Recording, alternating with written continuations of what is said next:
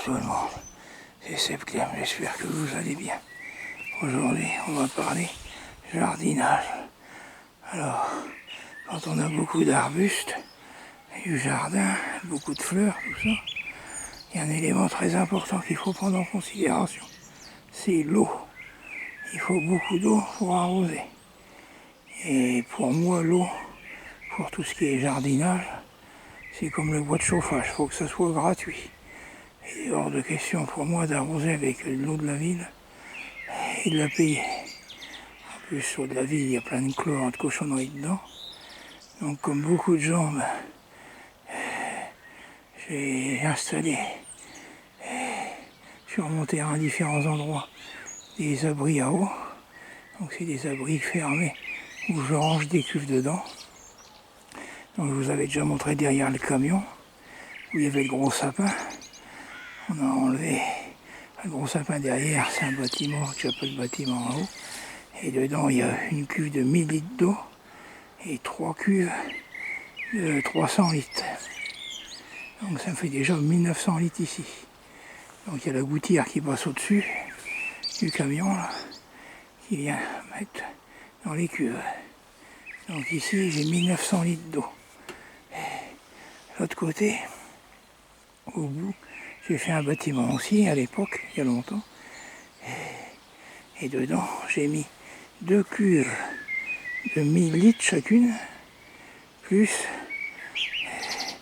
2 fûts bleus de 180 litres chacun, plus un fût bleu de 220 litres. Donc ça fait pas mal d'eau. À l'avant de la maison, sur la gouttière devant, qui fait toute la toiture devant, c'est pareil. J'ai 3 cuves de 300 litres. Alors comment ça se présente dans mon petit bâtiment? Donc ici vous avez l'arrivée d'eau. Là c'est les gouttières de la toiture de la maison qui arrivent ici. Et ici, j'ai une véranda derrière la maison. Là c'est la toiture de la véranda qui arrive. Donc ici j'ai une cuve de 1000 litres. Ici à côté une cuve de 1000 litres. Et ici là long je mets mes fûts bleus. Donc avec une pompe. Donc ce que j'ai fait comme raccordement, j'ai un tuyau qui part ici sur la première cuve et un ici qui part sur la deuxième. Mais j'ai fait un système, je peux distribuer l'eau des 2 toitures sur une cuve ou l'autre. Et quand toutes mes cuves sont pleines, j'ai un tuyau là qui passe par la palissade qui va sur le jardin pour éliminer le surplus. Donc ça arrose corps le jardin. Donc aujourd'hui ce qu'on a fait, c'est qu'on a sorti les cuves, elles étaient vides, on en a profité pour bien les nettoyer dedans. On les nettoie à peu près tous les 2 ans. Comme ça, on a de l'eau saine. Alors nous, ce qu'on fait en hiver, comme il y a beaucoup de pluie en hiver, puis souvent au printemps depuis quelques années, les printemps, des fois pendant 2-3 mois, il n'y a pas d'eau. Nous, ce qu'on fait pendant l'hiver, les cuves sont pleines partout, on met un bout de bois dedans, comme faisaient les anciens. Comme ça, si ça gèle, la cuve, elle gèle, mais la cuve ne se fend pas. Et elle arrive au printemps, on récupère l'eau dedans, qui est très bonne. Moi j'ai un voisin, lui, il vide l'eau à l'entrée de l'hiver. Il ne connaissait pas le principe de mettre un bâton dans l'eau pour éviter que ça gèle, que ça casse.